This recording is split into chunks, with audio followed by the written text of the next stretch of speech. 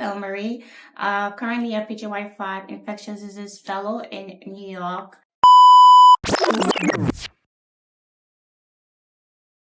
During childhood and growing up, I never dreamt of becoming a doctor.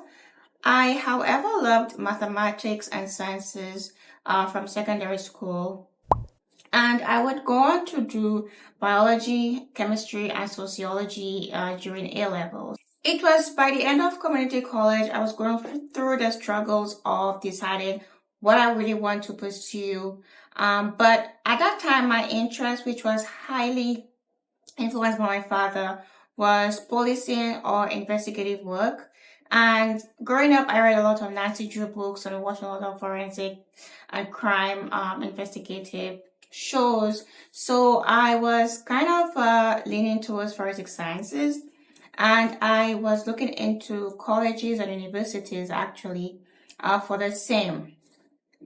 Then there was one evening I can vividly remember that I was just talking about it with my dad in the balcony, and he just out of nowhere or kind of seemingly brought up the idea that, hey, I've been speaking to, my colleagues, friends from different, walks of life or what have you. And one was suggesting that maybe I can pursue a medical degree, and from there I can go into forensics. So I was like, that's interesting. But then I also realized that, yeah, well, there's also pathology, and you can do pathology, forensic pathology in that sense.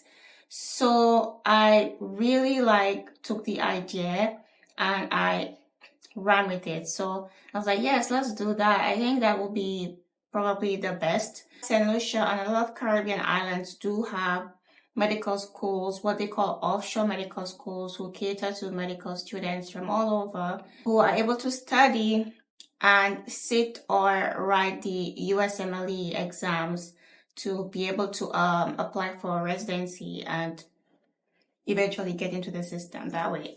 So I applied to one of the schools on my island in St. Lucia. At that time, it was called Atlantic University School of Medicine, and I got into the pre-med class. I think at one point when they did go through my grades and my credits, they figured that I could have done the second half of pre-med and then start basic sciences. But then I told them I just want to do the whole thing, because I feel like if I do the whole thing and then start into basic sciences, it will be kind of a refresher and I will know a lot more and be more comfortable, which is exactly what happened. During my medical school on the island, I was able to make great friends, Nick, Ashley, Sharon, and Gareth. Only 4 of us were actually locals, myself, Gareth, Ashley, and Nick. And then the time came for 5th semester where I would go to Chicago. That semester was a semester of studying and preparations for the step 1, and the school, in collaboration with that hospital where most of our rotations would have ended up being, had a program where we got lectures on step 1 material in order to prepare us for the exam. And then I went back home to prepare and study for step 1. Eventually, after doing that, I came back to Chicago to start my clinical rotations, and I did many in Chicago for the most part. So I vividly remember before starting rotations, I had a pathology lecturer who was very strict, and he was strict in the sense that he wanted us to see what it was like if we were to be a medical student or a resident in the US, like how we would be grilled and asked questions and how we have to be on top of our game. And I remember one time he took, we had meetings with them, and then he asked me what I wanted to do, which is what I told him, pathology or forensic pathology. And he just told me that I should keep an open mind because decisions or interests can change. And that's exactly what happened in my 3rd to 4th year. When I was, rotating in Jackson Park, which is the main hospital where we did most of our rotations in Chicago, I gained a love for seeing patients and treating patients bedside medicine, and I decided maybe I would be better off doing internal medicine rather than pathology, where there's no contact with the patients, although you're helping, but I feel like I might miss that. So at that time, I decided, you know what, maybe internal medicine or family medicine would be best for me.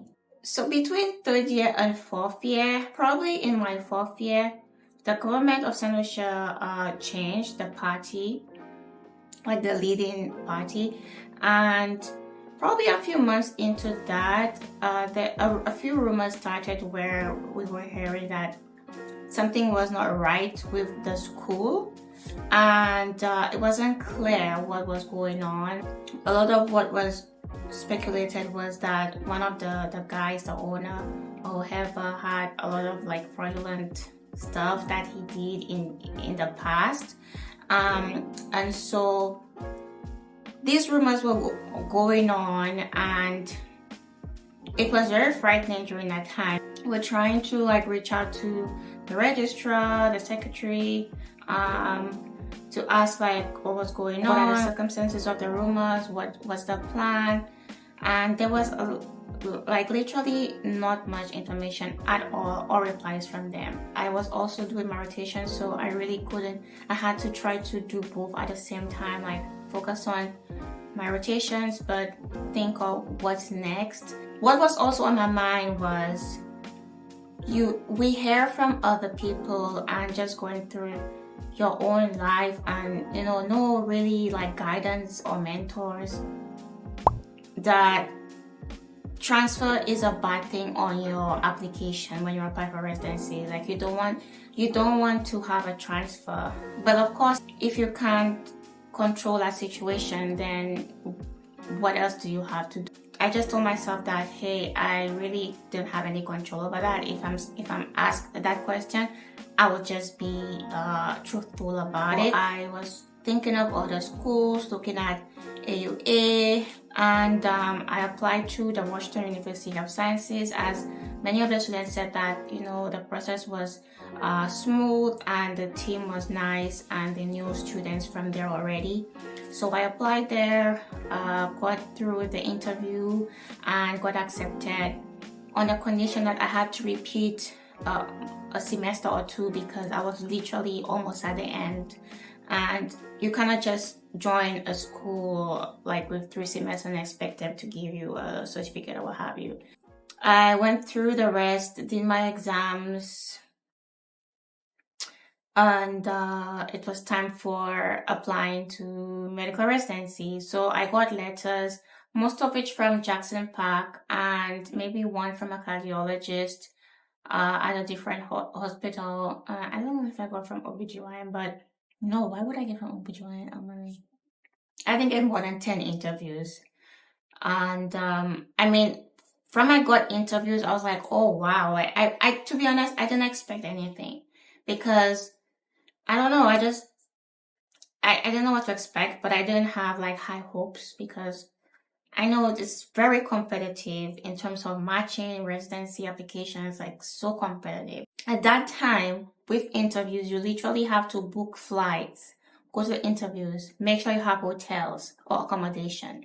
It's not like now with COVID where you're doing interviews online via Zoom and you can probably have like 20 interviews that you can do from the comfort of your home. No. So you have to accommodate for like all of that, which I had to do. And I don't even think I applied that broadly, because again, with applications, you have to pay for that. A lot of the things with medical school, your medical journey, you pay. So all that taken into consideration, I don't think I applied broadly, and I didn't get too many interviews, but nonetheless I did, as well as one pre-match interview. At the end of the day, I didn't match, and the pre-match program didn't get back to me. So I was like, okay, let me try or shoot my shot. Like that's what they say nowadays. So I reached out to them and tried to plead my cause, my case. And I think it took probably a week or something of that sort, maybe 2. The program director, I think he called me or he emailed me and then called, I don't know, but he called me and then he offered me a preliminary spot. That's kind of my journey. Mind you, I was pretty much ready to stay in St. Lucia, apply for internship, and then just work through the Caribbean because I love my Caribbean. I love it so much. But I was ready to do so if I didn't match or get that prelim position. So this was as brief, I would hope, journey or rundown of my path to where I am now. And of course, it will go on to me having to go through COVID during intern year, and then right after intern year being diagnosed with breast cancer and having to just rethink and reconsider my life and the plans or the goals I would have had in terms of fellowship. For the most part, I would not change anything about my journey because you learn so much through struggles.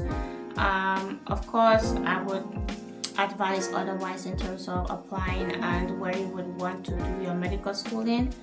But keeping in mind loans, money, finances. I hope this was helpful for anyone who's looking into starting your medical journey. Everyone's path is different. No one will have the same path. Thank you so much for watching. I will see you in the next video. Until next time.